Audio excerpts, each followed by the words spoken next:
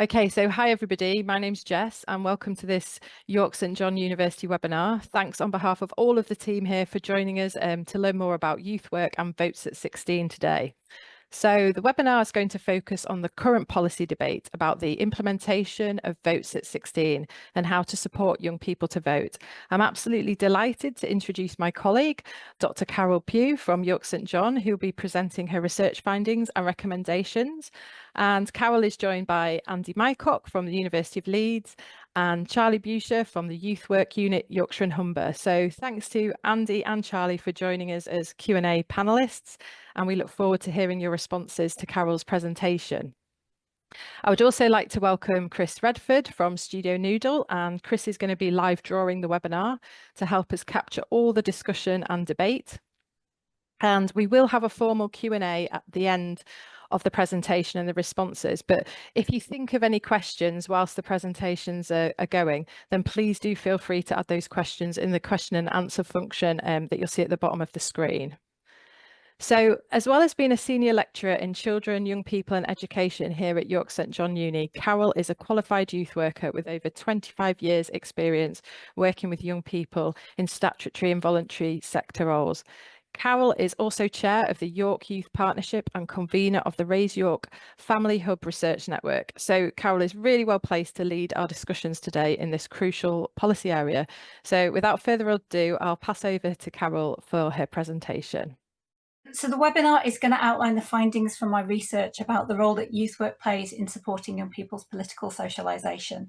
And it's going to consider how these findings can be drawn on to identify approaches that can support young people to engage as Votes at 16 is rolled out. So firstly, I want to say a little bit about the term political socialisation and why I'm using that term rather than political education. So by political socialisation, I mean the interaction between the exposure to a range of ideas and experiences and young people's exertion of their own individual agency that enables them to develop their own political ideas and to make decisions about how and if they participate in political activity. So political education tends to focus on the information and experiences that are presented to young people, assuming more of a top-down approach that the young people will absorb the ideas that are presented to them. Political socialisation recognises that young people draw on a wide range of sources and experiences, including the citizenship education that they may receive, but alongside a range of other influences. So the conversations they have with adults around them, their experiences, and indeed the information they're getting from social media. And that young people themselves play an active part in constructing their own political identities. So moving on to consider the role of youth work. So we know that youth work plays a significant role in young people's political socialisation. There are around 4.4 million young people that regularly engage in youth work in the UK, and many of these come from under-resourced, from disadvantaged areas. Those young people are often less likely to vote, and they're often more likely to disengage from formal citizenship education. Findings from the United States looking at informal youth work provision indicate the role that informal conversations with other young people and with adults play in young people's political socialisation as well. The Votes at 16 campaign itself has its roots in good youth work. So the UK Youth Parliament was one of the organisations that drove the Votes at 16 campaign forwards, and youth work shaped the lowering of the voting age in Scotland and in Wales. However, a lot of the policy debates about political socialisation and citizenship education predominantly focus on the role of formal education in schools, so formal citizenship education. So this is where my research comes in. So my research addresses the gap in knowledge about the role of youth work in supporting young people's political socialisation. The research draws on focus groups with young people and with youth workers. And I also went and I did participant observation of over 50 different youth work sessions at 4 projects in the northern city. You can see a little bit more detail about the timings of the research on the slide. The projects that I did the research at were drawn from a wide range of settings. There was voluntary sector, there was some commissioned youth work, there was some local authority provision, and there were open access universal youth work, as well as some more targeted youth voice projects. So firstly, the research explored the dimensions that young people felt framed their understanding of political citizenship. And there were 6 dimensions that identified. All of these dimensions were important to young people.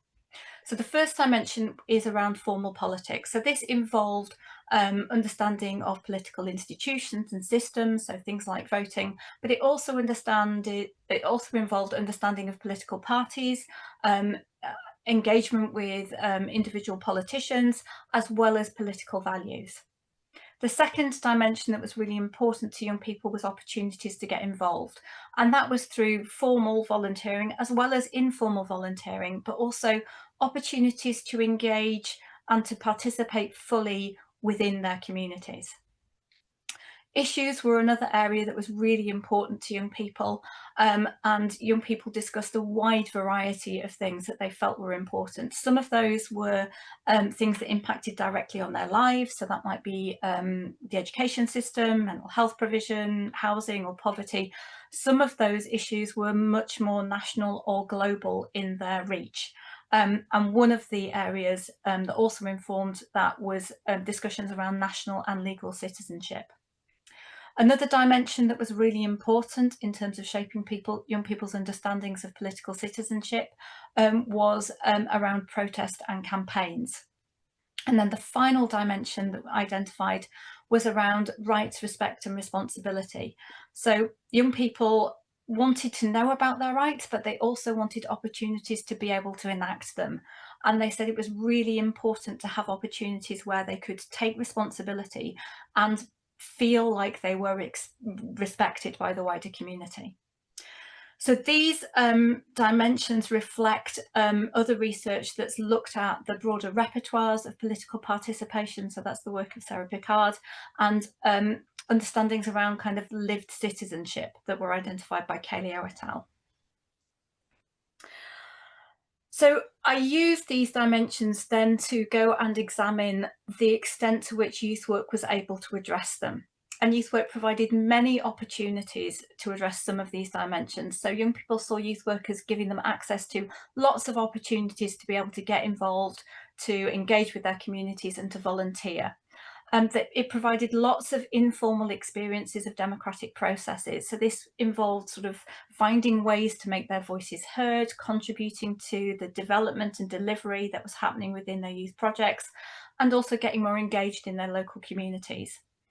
These opportunities in turn helped develop young people's knowledge and experiences of their rights, of feeling respected and of taking responsibility. And young people really highlighted the importance of these experiences as it enabled them to feel like they were full citizens, which is vital for newly enfranchised 16 to 17-year-old voters. Finally, there were some projects that were able to develop young people's knowledge and experiences of formal political processes. These tended to be the youth voice projects more than the open access ones.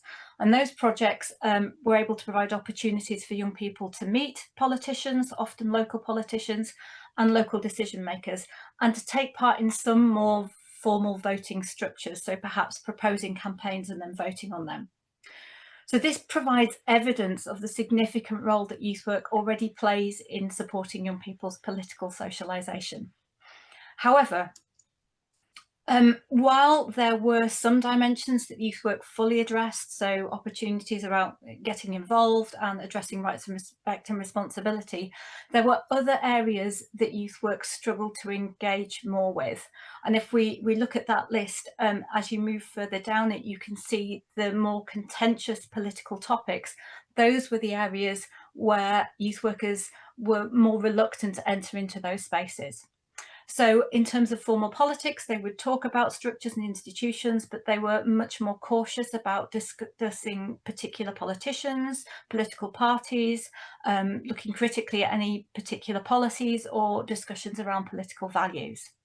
In terms of issues, youth workers would discuss how individual young people were impacted by issues and were good at supporting them to try and address them through accessing services, but they were much more reluctant to discuss how political policies or party positions related to those issues and to young people's experiences.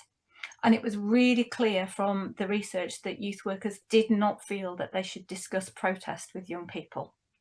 So if you have a look at the quote that's on the screen there, you can see the first youth worker says there's a limit on how much we can actually support them with political development. We can support them to be good citizens, to understand different things, to have a voice, to get involved, to partake in democracy.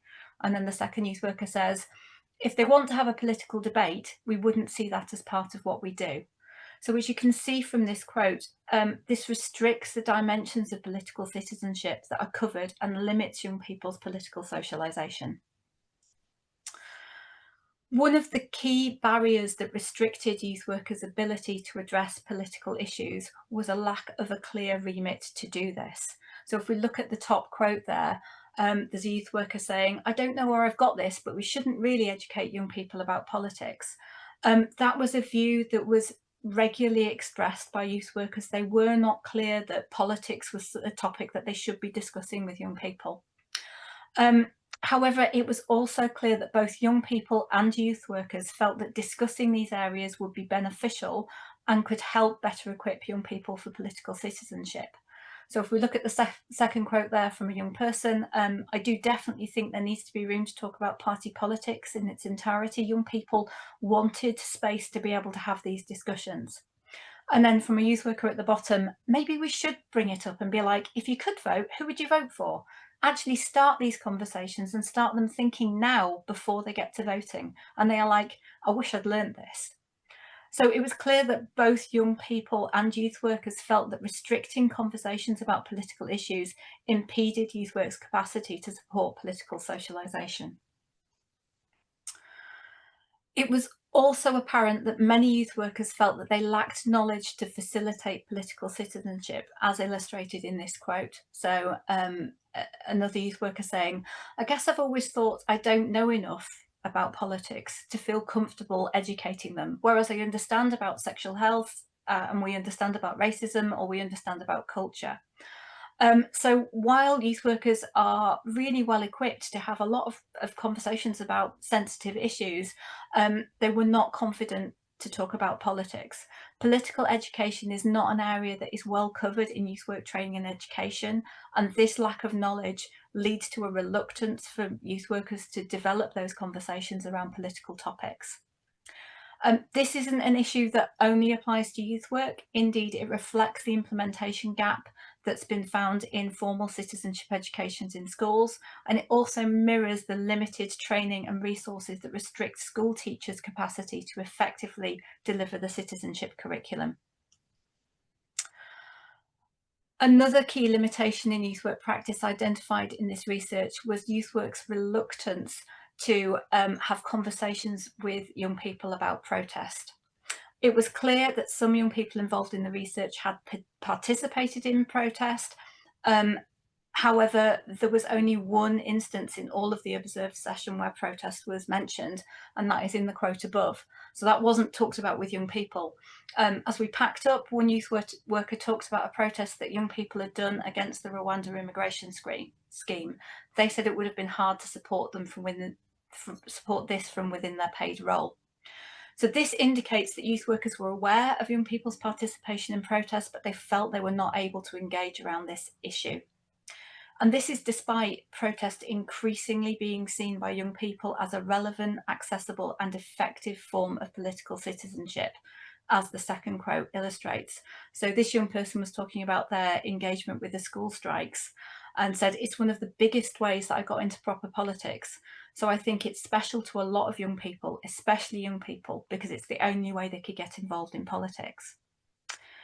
So, however, there's no evidence that restricting discussions about protest is reducing young people's participation in it. There is, however, evidence that not discussing protest leaves young people less well equipped to critically evaluate their engagement with it. So based on the findings from this research, there are a number of practice recommendations that could support youth work's potential to equip young people for political citizenship. Past citizenship education policy has tended to focus solely on formal education, My research demonstrates the role that informal opportunities, like those presented through youth work, play in supporting young people's socialisation. The first recommendation is that policy that supports the rollout of votes at 16 needs to recognise the vital role that youth work plays, particularly at reaching and engaging young people from marginalised and disadvantaged backgrounds who are less likely to engage in formal citizenship education and are less likely to vote. It's therefore vital that policy that supports the rollout of votes at 16 crosses sectors and crosses government departments. Knowledge about democratic systems and structures needs to be accompanied by opportunities for young people to take part and to feel like they are citizens if newly enfranchised young voters are going to feel sufficiently politically socialised to vote for the first time. And youth work is ideally placed to provide these opportunities.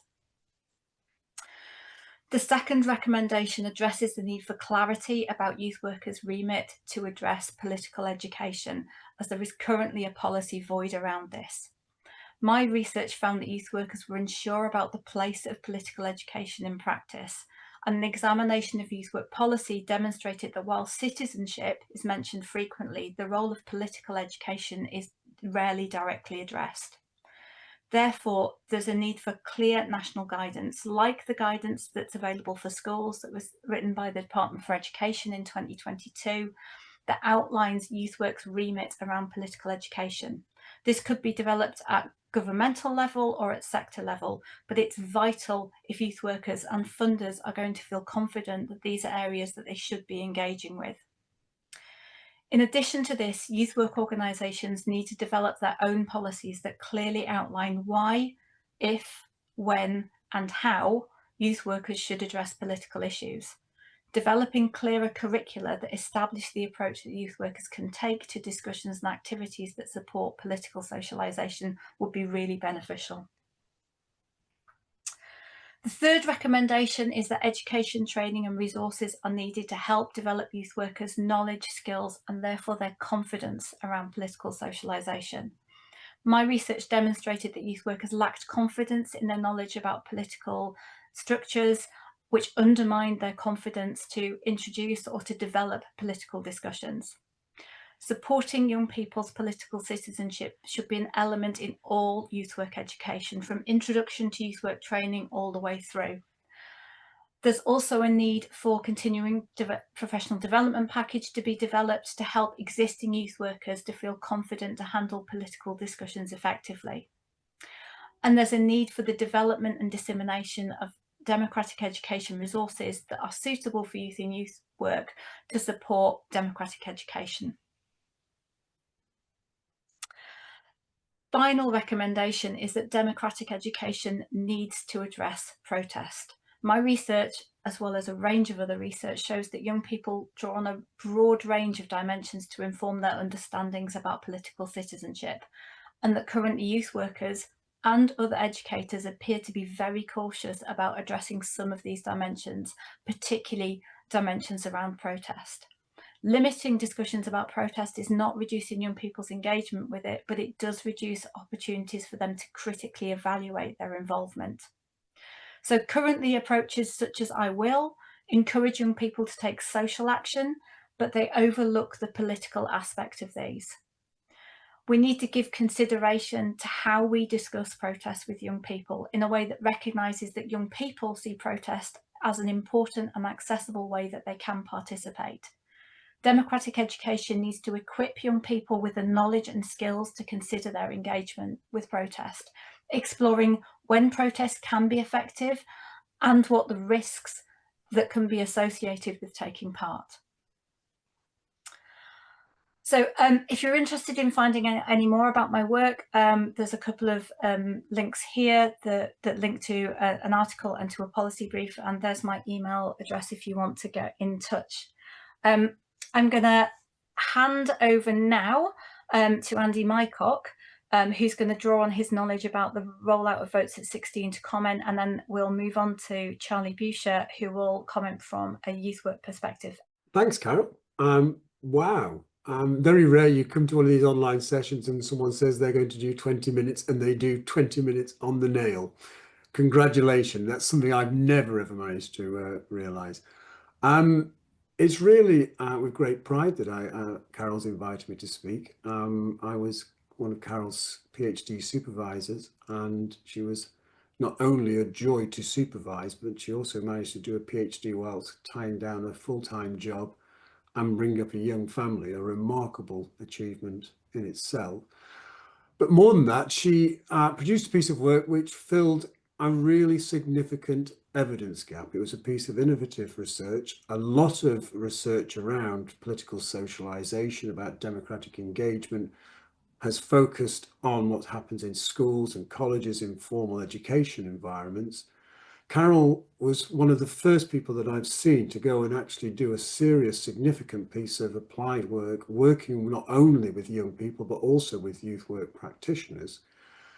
And that opened up a really interesting space to think about the challenges of votes at 16.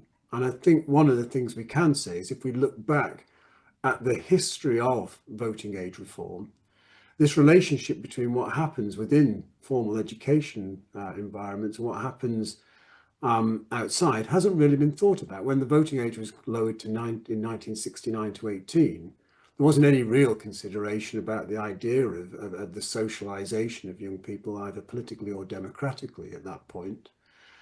And youth work sat outside of those formal conversations as there was a growing concern about the disengagement of young people with democracy.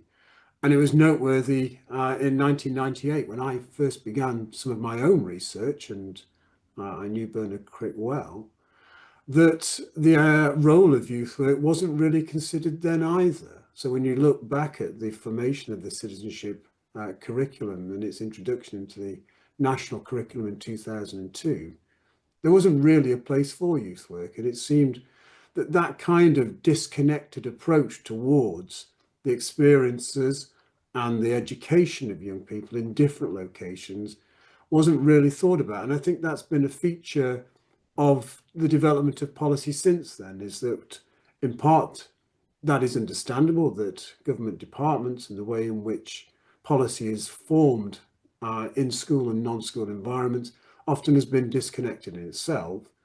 But also that I think there's a sense in which there is a belief that what happens in schools was the most significant formative impact on that democratic and political socialization experience. And the research says that is not entirely accurate. It is quite clear that citizenship education in schools does have a powerful effect on many young people in schools, and that has a lifelong effect as well.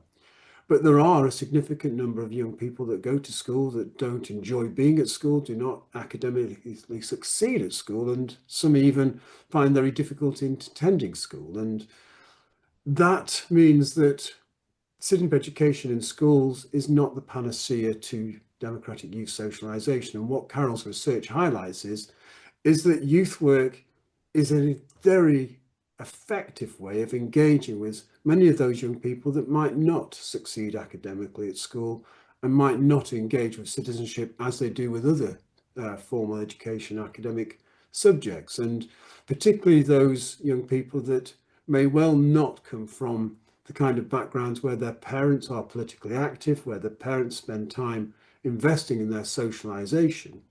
It's clear that youth work has a powerful effect on many of those young people in connecting them with not only the idea that they are citizens at whatever age they are, but also that their voice matters and they have the right to engage and to be listened to and to be heard and responded by those people that make decisions in their life.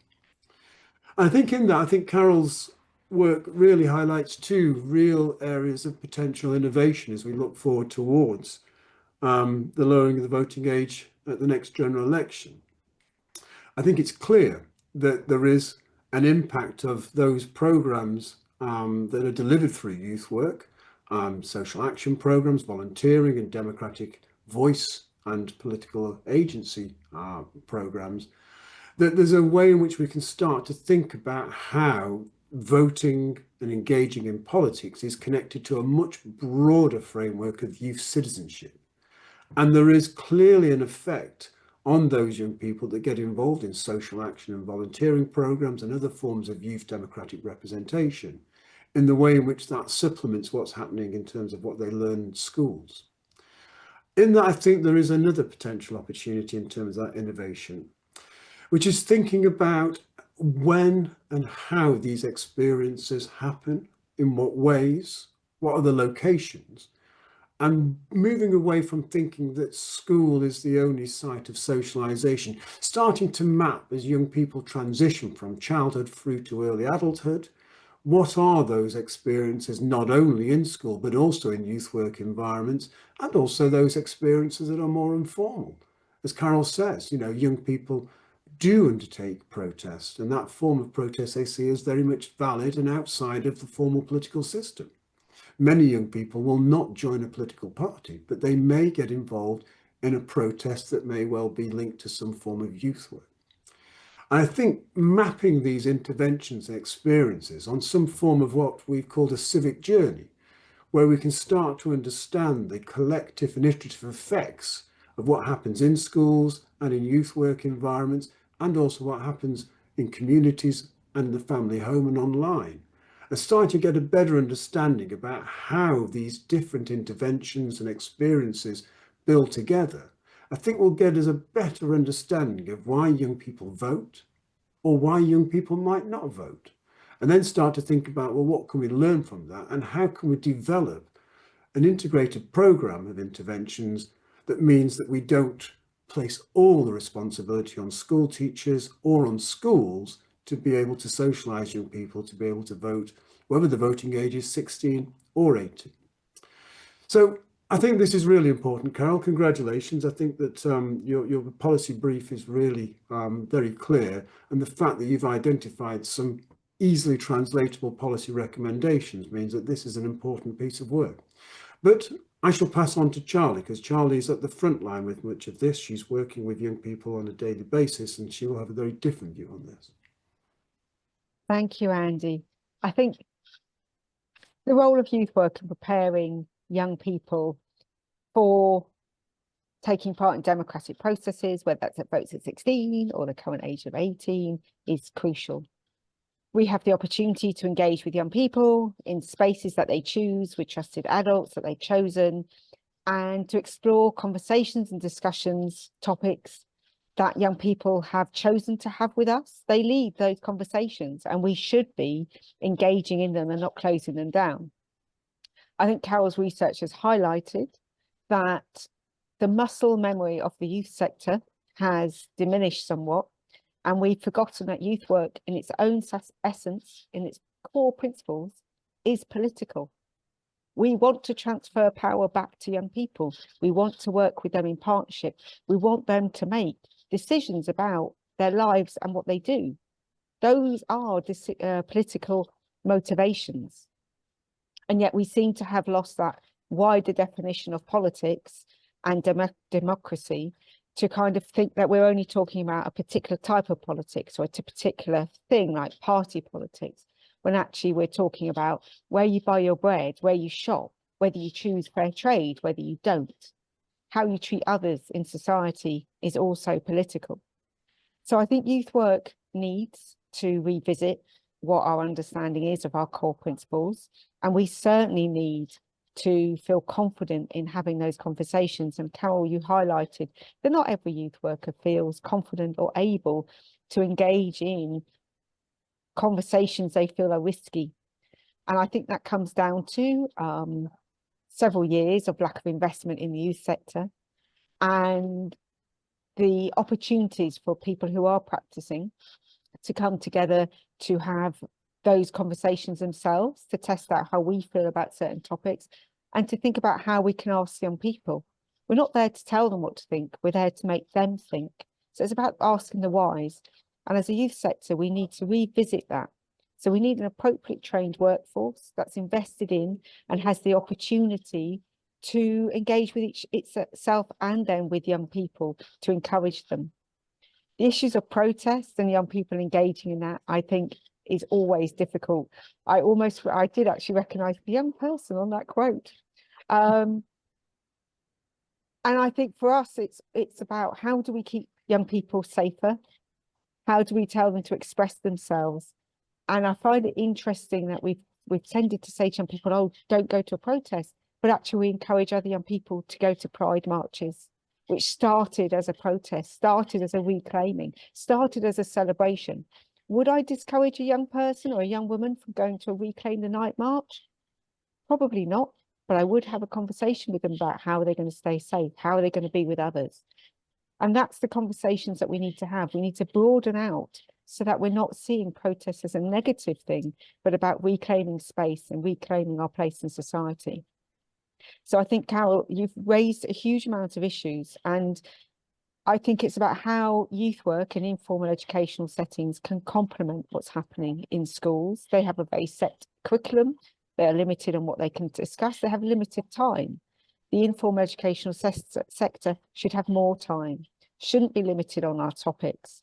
And we should also understand the legislation that we sit under. I think there's a fear from the BCS that the Charities Commission has said we can't engage in certain acts. But actually, what does that mean in principle? What does that mean in practice? Is education one of those acts? If it's not, then why aren't we doing it? So I think we need clearer structures, training and indicator and guidance to encourage people to really go out there and have those conversations with young people and to feel confident in doing them. So thank you for raising the issues with this, because I think you've tapped on, identified and kind of started a wider conversation amongst the youth sector. So thank you. Handing you back. Some excellent presentations and responses. So yeah, thanks everybody for joining, and hope to see you again soon on a webinar with York St John.